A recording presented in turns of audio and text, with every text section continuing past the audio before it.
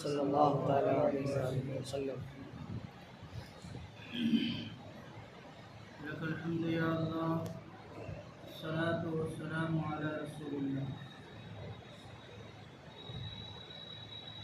आज हम लोग फिर आपके सामने हाजिर हैं एक नए उन्वान के साथ, एक नई बात लेकर के, इस उम्मीद के साथ कि अल्लाह रब्बुल इज़्ज़त सबसे पहले हमें और फिर आप सबको इस अमल खैर की तौफीक अता फरमाए। आमीन। अल्लाह रब्बुल इज़्ज़त जुल्म करने वालों के लिए दर्दनाक अज़ाब का ऐलान फरमाया है। जुल्म जो भी करेगा अल्लाह उसकी गिरफ्त करेगा, उसकी पकड़ करेगा। कोई इंसान ये ना सोचे कि हम दुनिया में जुल्म कर लेंगे तो हम निजात पा जाएंगे। अगर कोई ऐसा सोचता है तो वो गलत फहमियों का शिकार है।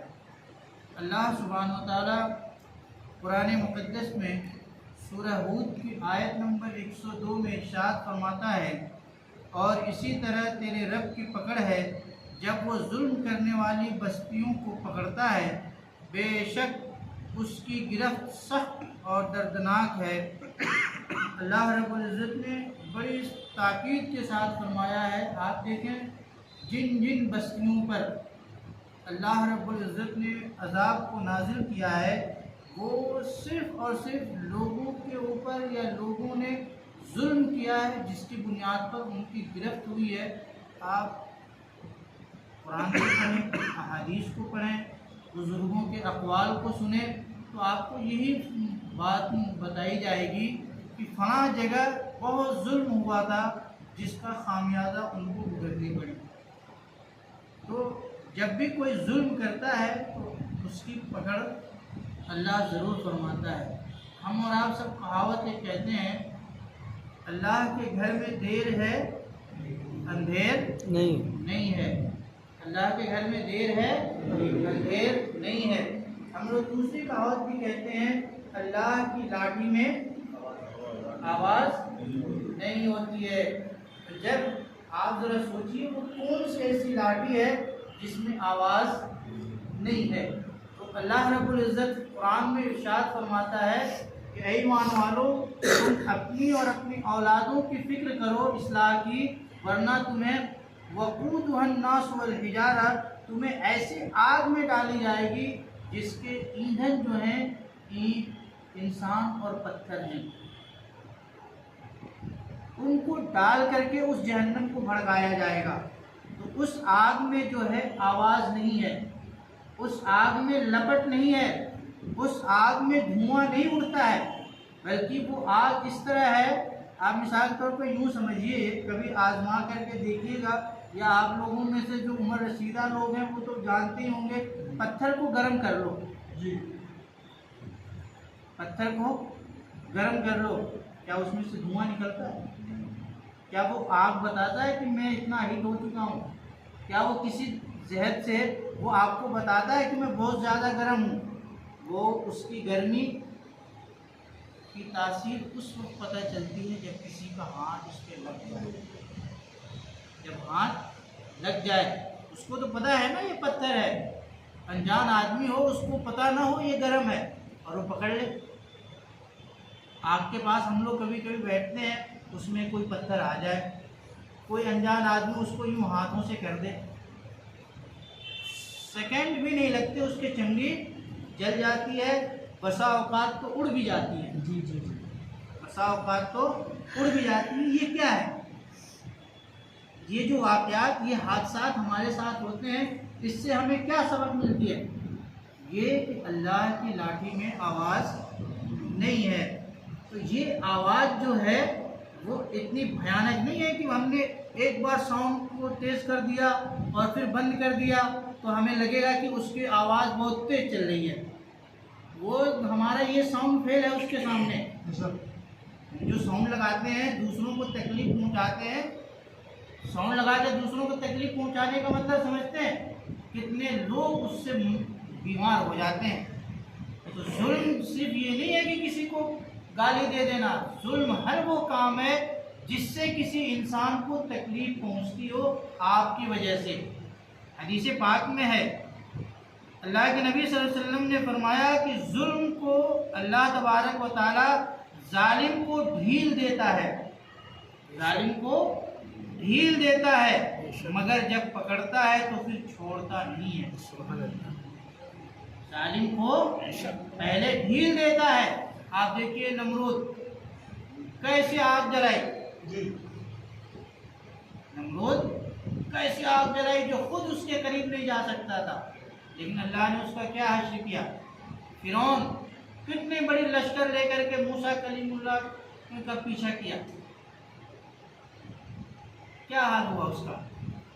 जिस जगह से वो पार हो रहे हैं उसी जगह वो हलाक हो रहा है। जिस रास्ते से वो पार हो रहे हैं उसी रास्ते में वो जाकर के क्या हो रहा है, हलाक हो रहा है। तो अल्लाह की लाठी में आवाज नहीं है। उसने तो सोचा कि रास्ता बन चुका है, हम भी इसी के पीछे निकल रहे हैं। कितने साल, 2024 साल हो चुके हैं तकरीबन या कम हो गए, आज भी उसके ताबूत यूं ही पड़ी है।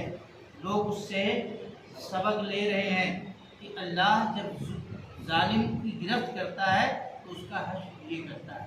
अल्लाह ने फरमाया कि पहले वो जुल्म करने वालों को छूट देता है, जितना कर लो भैया, जितना तुम्हें लाल पीले हरे नीले रंग के लाने हैं कपड़े ला करके लगा लो। लेकिन जब अल्लाह पकड़ता है, शद्दाद को देखिए, फिरौन को देखिए, नमरूद को देखिए, हामान को देखिए, हिटलर को देखिए, कितने लोगों का नाम आपको बताएं जिन्होंने पूरी दुनिया को तबाह व बर्बाद करने का एक साजिश रची थी और उन्होंने सोचा हम कर लेंगे। लेकिन अल्लाह जिसका माफिज हो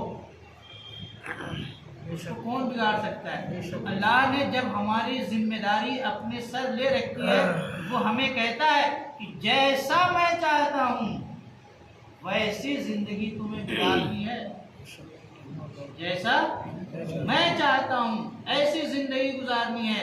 मैंने तुम पर जुल्म नहीं किया है, मैंने तुम्हें जुल्म जालिम नहीं बनाया है, तो तुम जुल्म क्यों करते हो।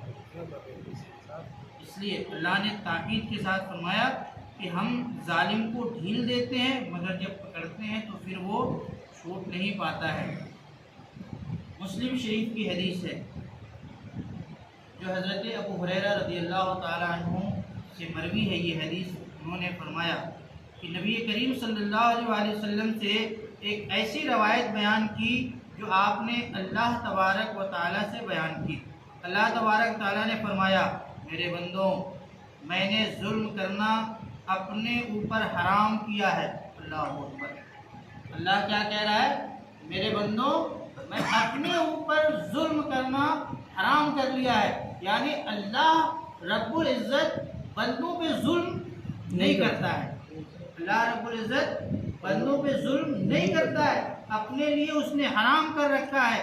और फरमाया, तुम्हारे दरमियान भी इसे हराम करार दिया, तुम्हारे दरमियान भी इसे हमने हराम कर दिया है, ताकि तुम भी किसी पे जुल्म करोगे तो ये तुम्हारा जुल्म गुनाह कबीरा होगा, हराम का मुर्तकिब होगा। इससे हम तुम्हें माफ़ नहीं कर सकते, इससे तुम बच नहीं सकते। इसलिए तुम एक दूसरे पर जुल्म न करो, एक दूसरे पर जुल्म न करो।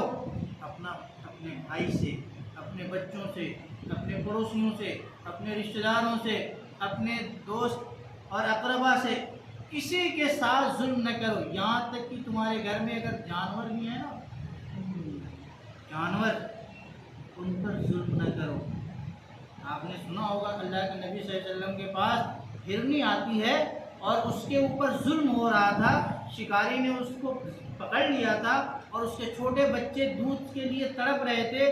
तो हिरनी ने रसूलुल्लाह को देखा तो कहा, या रसूलुल्लाह, आप इस शिकारी से मुझे छुटकारा दिलवा दीजिए, मेरे बच्चे दूध के लिए बेचैन होंगे। दूध के लिए क्या है, बेचैन है। आप इतनी मोहलत दिला दें इससे कि मैं जाऊं और बच्चों को दूध पिला कर फिर वापस आ जाऊं। अल्लाह के नबी ने कहा, इसे छोड़ दो। उसने क्या गारंटी? फरमाया मैं ज़मानत देता हूँ। वो तो नहीं जानता था ये मोहम्मद रसूलुल्लाह है। उसने पूछा क्या गारंटी है आपकी? कहा जब तक वो हिरनी वापस नहीं आती मैं तुम्हारे साथ रहूँगा, मैं अपने आप को उसके बदले में गिरवी रखता हूँ तुम्हारे सामने। और वहाँ पर हुजूर रहे। वो आदमी बहुत हैरान था शिकारी कि दुनिया में मैंने पहली बार किसी ऐसे शख्स को देखा है जो जानवर को कहे छोड़ दो और इस बात की ज़मानत दे रहा है कि जानवर वापस आ जाए। और अल्लाह के नबी वहाँ बैठे रहे सिर्फ इस वजह से कि हमने जो इससे वादा किया इससे जुल्म ना हो जाए। और जानते थे ये हिरनी वापस आएगी, और वापस आई। नतीजा क्या हुआ?